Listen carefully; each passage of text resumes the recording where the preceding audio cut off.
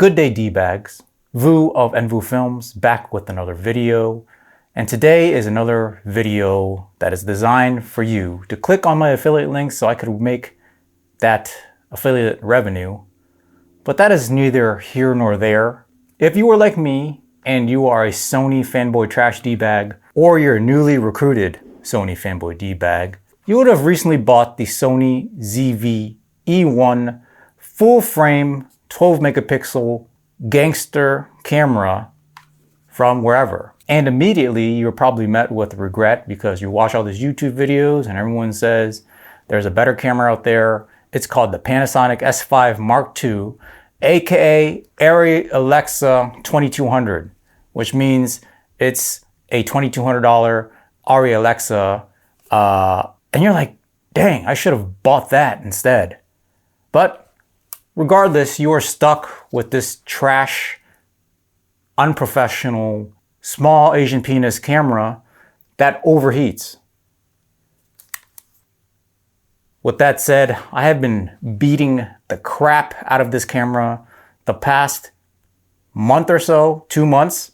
I have beaten this camera more than an Asian kid gets beat for getting an A- on his report card. Don't ask me how I know that. I've beaten this camera more than the horse gets beat for story blocks and Squarespace ads on YouTube. With that said, it has held up, hasn't overheated, it has not let me down.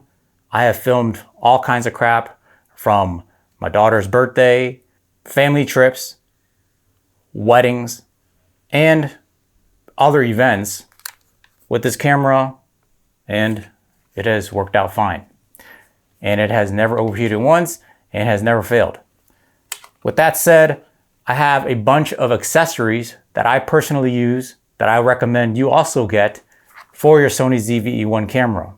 Again, although I'm a YouTube douchebag who would love to have all of your affiliate revenue in my pockets, I would never recommend you something that is trash. I would only recommend you something that I think is good and that I actually personally use and that I have used extensively.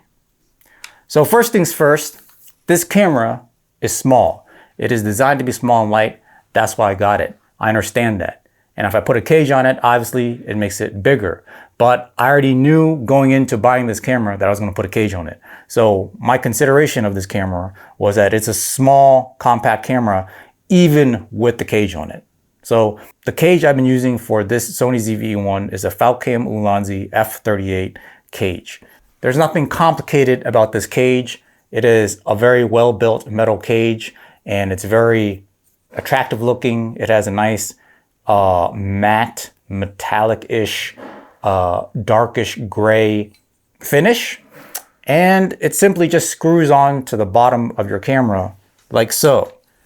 So you put the camera in and you find the hole and you proceed to insert this little item into the hole and you screw it, which is what I have some experience with, which is why I have 2 kids that I have to pay daycare for, which is very expensive, which is why I need your affiliate revenue in my pockets.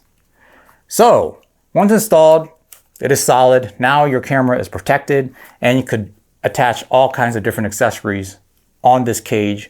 But most importantly, this cage has a built-in Falcam quick release.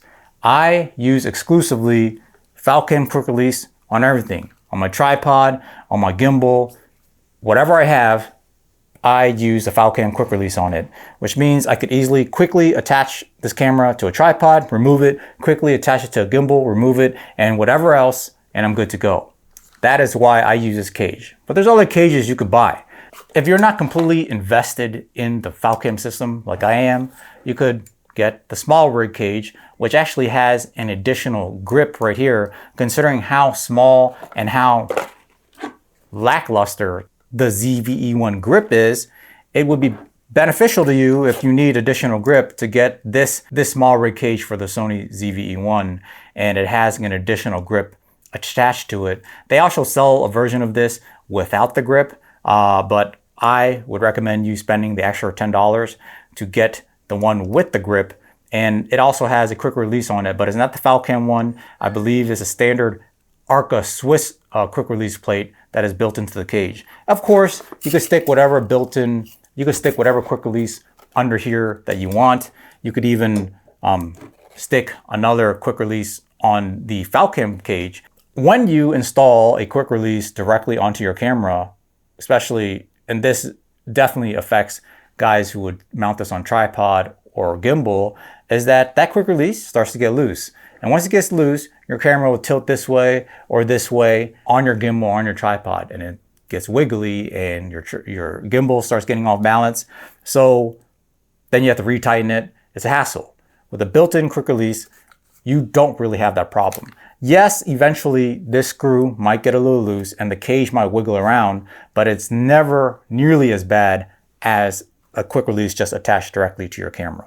My next recommended accessory, especially if you're filming talking head videos like this, you're traveling, you're out and about, and you want to set your camera down to film yourself, is a tripod.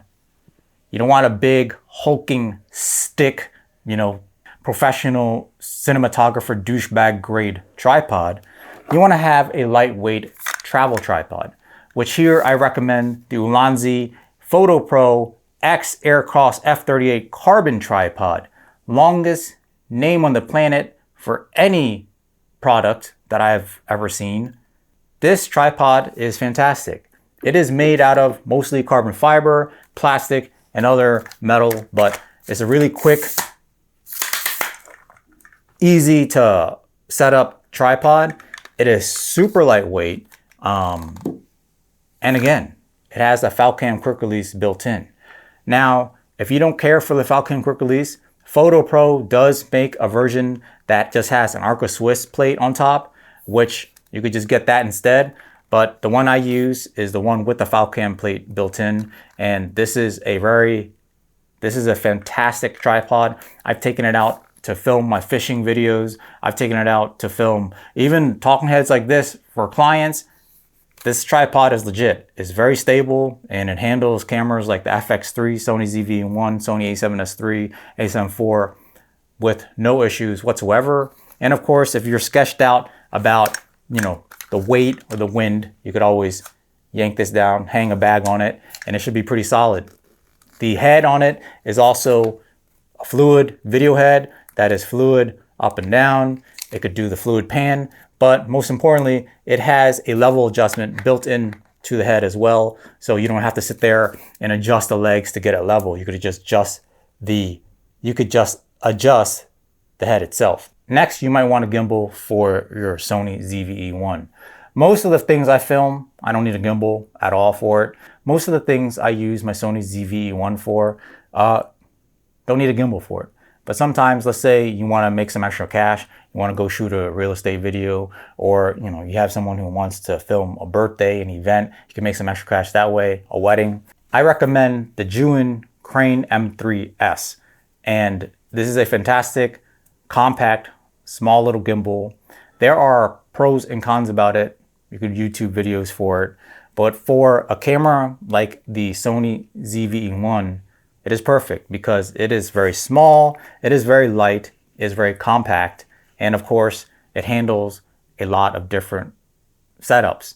So generally speaking, you could balance the Tamron 20-40, you could balance the 24mm G Master, 35mm G Master, Sony 35mm f1.8, Sony 55mm. I'm not really confident that it could balance the 50mm G Masters, but you could definitely balance lenses around the size and weight of a Tamron 20-40 f2.8, no problem. And I use it in multiple occasions, just testing it out, filming wedding receptions with it, and it has worked perfectly fine. And it was a very nice welcome change that I was able to carry around this light little gimbal, especially after a long day shooting like a 10-hour wedding, and just using this and a lightweight Sony ZV-E1 to film a bunch of awesome dance footage.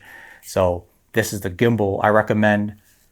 specifically if you have a Sony ZV-E1 and it's like your main driver in terms of, and it's your main camera or your only camera that you use, because you have to think of context. If you are a professional and you own a bunch of other cameras, FX3, FX6 and stuff like that, this is realistically not the best gimbal to buy. You have to look at the context of the Sony ZV-E1 camera and people own it. That's why I recommend the Crane-M 3S. Next comes probably the most important thing when it comes to, video content is audio. Of course, the Sony ZV-E1 comes with great built-in audio. Just using the built-in mic itself is actually not bad. But if you want to take it a step further, but at the same time keeping this light, small, compact form factor, I recommend you get this tiny Sony mic right here. It is the Sony ECM-G1 microphone. It is small, it is tiny, and it reminds me of something I've seen my entire life when I go to the bathroom. Just like that item, even though it's small, it packs a huge punch. It comes with all kinds of stuff, and most importantly, it comes with hairy pubes, just like the item that I'm talking about that I've seen my whole life. But obviously this is used to block wind, and you don't have to use it if there's no wind, obviously. And you just attach it to the top of your hot shoe, you lock it down, and then you start filming. That's all you have to do. Everything is handled automatically by the mic. There is no manual controls. Uses whatever AI, I don't know what it uses to figure out how much gain you need. I think it tries primarily to focus on your voice. So if you're filming videos like this, you're vlogging outside, this mic is fantastic if you want to step up in audio quality and don't have to muck around and change your audio gain settings based on where you are, how loud you're talking, etc. It will do all those things for you, and it pretty much guarantees that your audio is going to sound quite good, if the bare minimum, decent and usable in whatever situation you find yourself filming in. To take audio a step further, if you are filming outdoors and you're going to be stepping far away from your camera, you're going to need a wireless mic. And with that, I recommend the new Hollyland Lark MAX wireless system. This is just a box. This is an additional mic transmitter that is in the rechargeable battery box. I'm currently using the other mic transmitter here on my shirt. There's a magnet thing here, and the receiver is on my FX3. And yes, it looks very similar to the DJI mic, but many of you don't know, Hollyland was the first, as far as I know, the first to create a rechargeable box wireless mic system that was similar to like a Rode Mic Go, but had a rechargeable box. And that was the Hollyland Lark 350 or 150, I believe. And of course, DJI came out with theirs afterwards. But they were the originators of this rechargeable box mic system. And so far, my testing, sound quality is great. The range is, great, as much as you would need. And it comes with a lot of additional things that the DJI mic doesn't have, and it's also $30 cheaper. So this is the wireless mic that I recommend. If you want to take your audio quality even further, I recommend the Comica VM30. It's a wireless shotgun mic with its own receiver, which you connect to the camera, and the mic itself doesn't need to be, connected to anything else. It has a rechargeable battery. You get a nice unidirectional shotgun mic level sound quality, which is a step above a lav mic like this, in my opinion. And if you want to do some more, if you want to step up your sound quality game, I recommend getting the Comica VM30 wireless shotgun mic. Next thing I recommend is if you need to pair up your Sony ZV-E1 with some lighting. If I were to recommend one light to get with whatever budget, let's say under 400 bucks, I recommend the Zhiyun Molus X60. I'm sorry, the Zhiyun Molus X100. This is a tiny, compact light with its own rechargeable battery, but you could also, connect this to any type of USB-C power brick. I think as long as it's over 65 watts, or maybe even 100 watts output, you could use those with this light. And of course, you could also plug it in with AC. You could also plug it in for wall power, but attached to the battery, it attached to its own rechargeable battery. It looks like this, and you connect all different kinds of attachments to it, which is not I'm using right now. I have the Zhiyun Molus connected to this bonus adapter with this reflector, and I just have the light at about 20% reflecting off of my white wall here, giving me this key light, and it's completely silent. So highly recommended light. You could also connect, obviously it's a Bowens mount, any other Bowens accessories on this mount. You could also connect Zhiyun's own accessories, such as this little diffusion globe, rechargeable battery. It's nice and compact, got a little globe like this, and you can just turn it on and have a nice little diffused, compact, portable light source for your D-bag filmmaking needs. Last but not least, I recommend a camera strap. And you have to look at the context of how you are using your ZV-E1. In my case, I film family trips, my kids, etc. And a lot of times my hands are full. I might be having my kid hold my hand. I might be carrying my kid's bag. I might be carrying whatever else, and I just can't carry my camera. I can put my camera in a bag, but it's cumbersome to pull in and out, especially when I'm filming things run and gun. So that is why a camera strap is highly recommended when you're traveling. And some people even use a camera strap for extra stability when they're filming professional stuff. So the one I recommend is a Falcam Maglink Classic. It is this camera strap right here with a medium-ish sized neck strap, and it attaches to the camera using this little magnetic little strip quick release system, and it simply slides in like so, and you have another one on the other side. You do the same thing, you attach it like so, and now you have a camera strap and it's quick strapped on. And if you want to take it off, it's as quickly as pulling this right off. And you're like, Vu, can you actually trust just this strand of string-like thing for your camera? Of course you could. I mentioned that I go fishing, and this is essentially just really thick braided line material. There's fishing line that is a lot thinner than this, that is braided, that is rated up to 50, 100, 200 pounds of breaking power. This could handle your camera and whatever lens you put on it with no problems. Your neck would break in half before this string would give out. With that said, this is not the only size of strap that you get. You also have the professional version with a nice thick BBC neck strap. Nice and thick, just the way your neck probably likes it. And it's a little bit bulky for my taste, that's why I prefer the medium, but to each his own. And they have the much smaller, thinner version of the strap. So there's plenty of options for you to choose from. Some of you might say, well, Vu, Peak Design makes the same thing. I don't really give a shit about Peak Design. I care about high quality products that is not overpriced and not overhyped. And I bet you none of you know about this Falcam strap. And again, this is the little attachment without the camera attached. Look how easy it is to take on. Look how easy it is to put on. And it is secure. It is not going anywhere. And to get it off, you actually have to use some force. It comes right off the magnet like so. Very simple to use, very convenient. In my opinion, very nice and stylish. You will not look like a D-bag photographer tourist at all.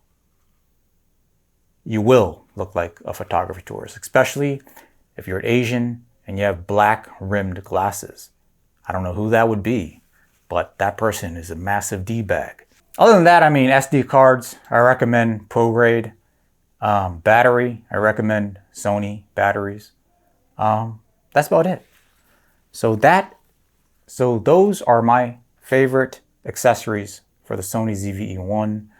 And hey, if you have any other type of accessories that you're looking into, you want to see my opinion on it, you want to get my recommendation on it for whatever reason that would be, because I am not really credible, just give me a comment below and I'll try to reply to them.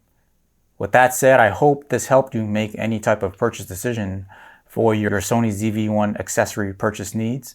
And of course, any other camera, I think these accessories would go well with. The reason why some of these were chosen versus others, because of obviously the compactness, etc. Falcam cages are made for all kinds of cameras. You could use this audio, you could use this light for anything. But we're talking about small, compact, and lightweight, which matches up with the reason why you bought a Sony ZV-E1 for the first place, instead of something like the Arri Alexa 2200 model, aka Panasonic S5 Mark II X, the new D-bag camera of the century. With that said, hope you got something out of this video, and until next time, lighten up. Hey man, what you doing? Just getting my camera ready for when I go fishing. It's a GoPro Hero 11. Oh my god, GoPro, it's rat. If you want to be the best, if you want to be professional, you need to get the Insta360 Go 3. Why would I do that? I value the best image quality possible out of a camera in this form factor. And the GoPro Hero 11 does 4K 60, it does 10-bit, it has a full frame mode that lets you use the whole sensor, and you can reframe later, especially run and gun, you don't know what you're filming. Insta360 Go 3, it does much better than GoPro. How is the Insta360 Go 3 better than the GoPro Hero 11? Let me show you. Because every YouTuber on the planet except for me got one for free and says so? Bro, 95% of those YouTubers aren't even going to use that camera, and they're recommending it. Sign up for my how to recommend a camera you don't use masterclass, only $29.99.